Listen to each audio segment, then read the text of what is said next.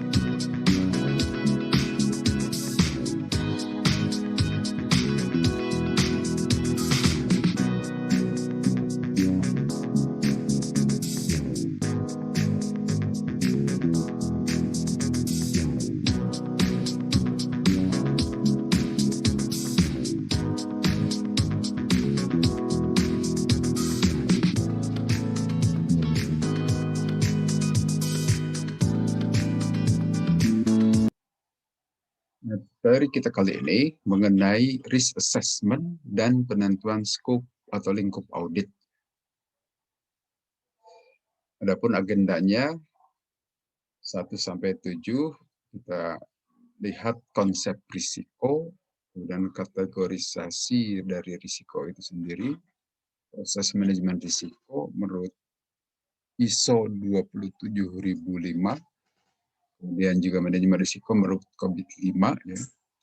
Faktor risiko dan skenario risiko. Yang keenam, penilaian risiko awal daftar potensi level severity-nya atau dampaknya.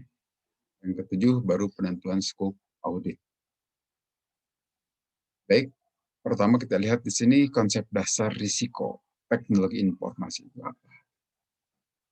Sebagaimana pernah disampaikan, risiko itu adalah uncertainty, sesuatu yang tidak menentu, yang itu bisa berupa threat di sini, ya, ancaman, karena di dalam sistem atau proses bisnis yang kita miliki itu, di situ memang ada kerentanan yang bisa memungkinkan munculnya sejumlah risiko atau hambatan akan ketercapaian dari tujuan proses bisnis itu sendiri, yang nanti kita sebut di sini sebagai vulnerability atau kerentanan. Kemudian di sini kita memiliki dua parameter mengenai risiko. Risiko itu, parameter pertama itu disebut probability atau disebut juga likelihood, juga disebut frekuensi. Ini menyatakan besaran keterjadian itu risiko dalam satu periode tertentu. Kita sebut probabilitas atau likelihood atau frekuensi. Kemudian parameter yang kedua itu adalah dampaknya. Dampak yang diakibatkan kalau risiko itu terjadi itu berapa banyak, berapa besar kalau diberi satuan dalam satuan keuangan misalnya. Nah, nanti nilai risiko itu sendiri adalah perkalian dari probabilitas atau likelihood atau frekuensi kali dampaknya, kali impact-nya.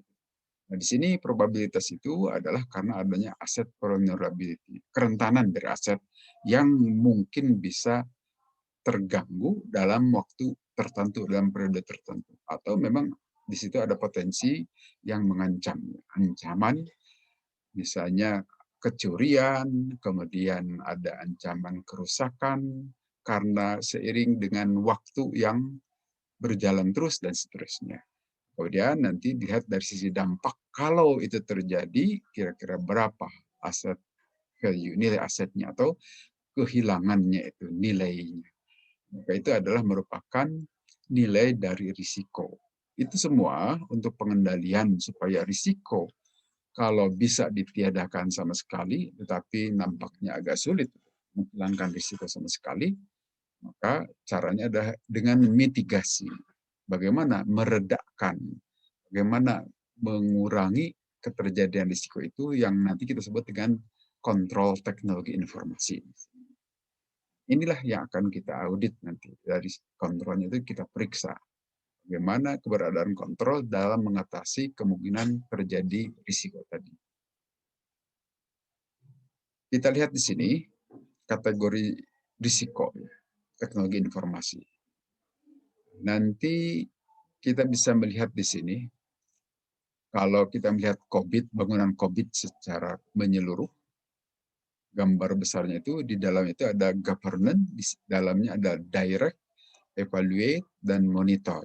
Artinya itu adalah level dari para pimpinan perusahaan bagaimana mengarahkan, mengevaluasi, dan kemudian memantau keberadaan perusahaan dalam rangka menjalankan misi atau visi dari perusahaan dan juga tentu saja strategi dari perusahaan itu. Dalam hal ini semuanya itu dilakukan tentu karena ada sejumlah kepentingan, di situ ada kepentingan bisnis, ya tentu modal yang sudah ditanamkan itu jangan sampai idle, jangan sampai diam tanpa menghasilkan apapun. Maka di situ ada business need. Tapi di sisi lain juga ada tekanan-tekanan dari perusahaan-perusahaan sejenis katakanlah yang merupakan perusahaan-perusahaan pesaing. Maka akan terjadi juga di situ adalah tekanan, business pressure. Yang ini semua bisa mengakibatkan tadi kerentanan. Ada vulnerability dari penyelenggaraan bisnis itu sendiri. Di sisi lain, nanti pada saat menjalankan perusahaan itu sendiri, di level manajemennya itu, tentu akan sangat banyak bersentuhan dengan eksekusi-eksekusi kebijakan yang telah ditetapkan di level atasnya.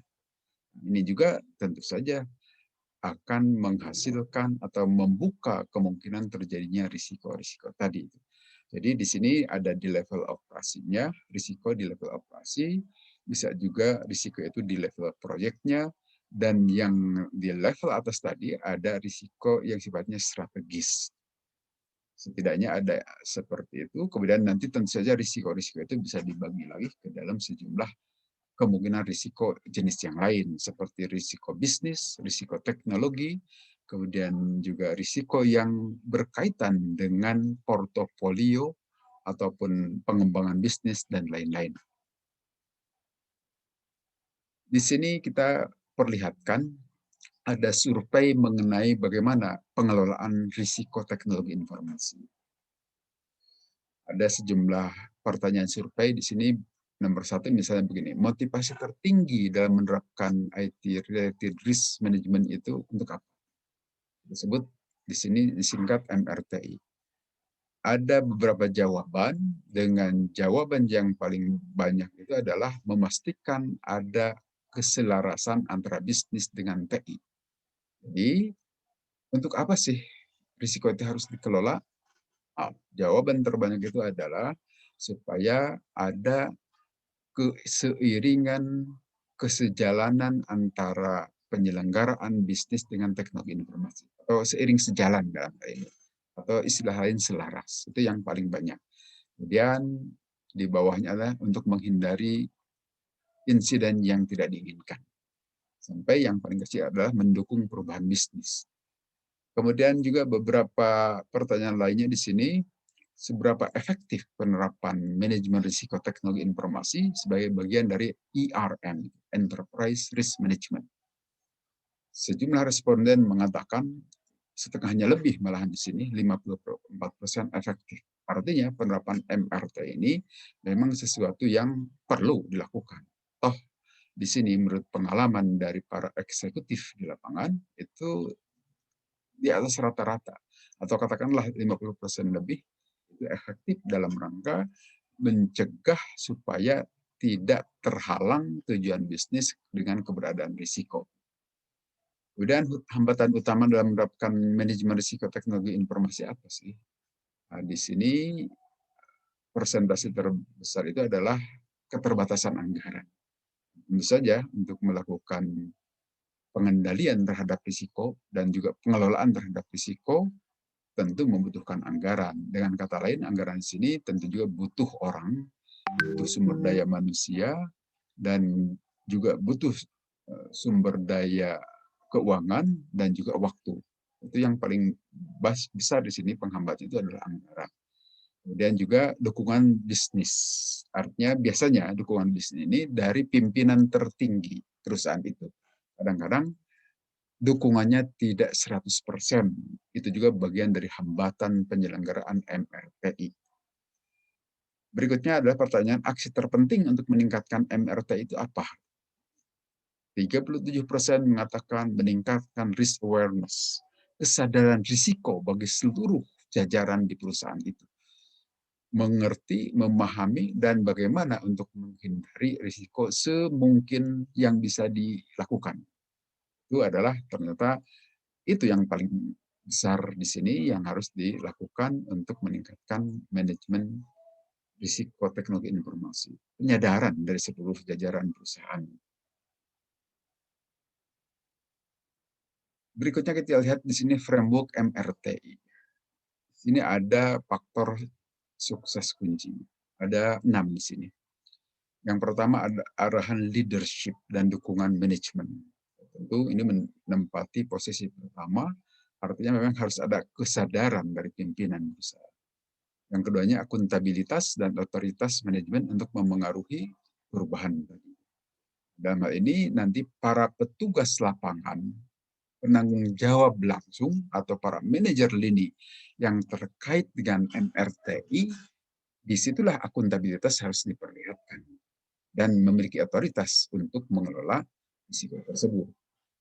Yang ketiga adalah close alignment di sini dengan budaya perusahaan. Nah, artinya di sini sadar terhadap pengelolaan risiko itu memang harus dibudayakan, harus merupakan bagian dari kultur perusahaan. Dan itu ya perlu sosialisasi, butuh waktu untuk menyosialisasikan dalam setiap kesempatan, setiap penemuan yang harus dilakukan secara rutin itu bisa dilakukan. Yang keempatnya adalah proses manajemen risiko yang konsisten dan terstandarisasi. Ini yang merupakan tanggung jawab dari manajer lini dalam pengelolaan risiko. Harus secara rutin risiko itu disosialisasikan, dilakukan pengukuran, kemudian juga diberitahukan kepada para pemilik risiko, dan juga bagaimana memitigasinya harus disadarkan, disampaikan kepada mereka.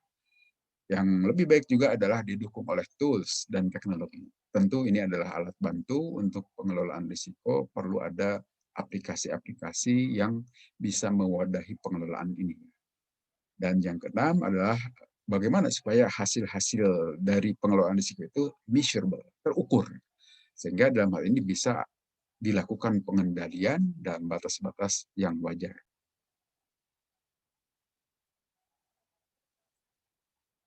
Sebagaimana dijelaskan di sebelah kiri, kira-kira framework-nya itu seperti di sebelah kanannya untuk kalau digambarkan di sini. Ada business drivers, kemudian risk strategy, di sini adalah tata kelola, kebijakan, dan standar pengelolaan risiko tadi. Yang perlu dilakukan adalah bagaimana bisa mengidentifikasi risiko dan bisa memprofilnya. Artinya di situ dilakukan identifikasi, dianalisa, kemudian direncanakan cara treatmentnya, perlakuan terhadap risiko atau cara memitigasinya. Tentu di sini ada proses-proses dan prosedur-prosedur operasionalnya. Tadi seperti disebutkan perlu bantuan peralatan di sini, aplikasi, dan tentu saja juga perlu ada orang dan juga harus ada organisasi yang organik untuk mengurusi risiko tadi. Karena risiko ini sifatnya adalah sesuatu yang rutin, sehingga harus diurus juga oleh organisasi yang organik, bukan organisasi yang ad hoc. Nah, maka di sini perlu dilakukan bagaimana selalu diawasi untuk compliance-nya, kepatuhan terhadap prosedur yang harus diikuti, kemudian dimonitor dan juga dilaporkan keberadaan atau hasil pengukuran risiko tadi. Dalam hal ini, tentu saja penyelenggaraan MRTI itu tidak sesederhana hanya membutuhkan kontrol dari teknologi informasi atau mitigasi, tetapi terkait dengan beberapa hal yang lain. Misalnya di sini faktor orang sendiri ya. Kemudian juga proses dan juga tentu saja teknologi yang ada dalam penyelenggaraan proses dan juga teknologi yang digunakan untuk melakukan pengendalian terhadap risiko tadi. Ya, di situ adalah cukup kompleks juga beberapa parameter yang terkait untuk MRTI ini. Kita lihat di sini manajemen risiko TI dan hubungannya dengan IRM, Enterprise Risk Management.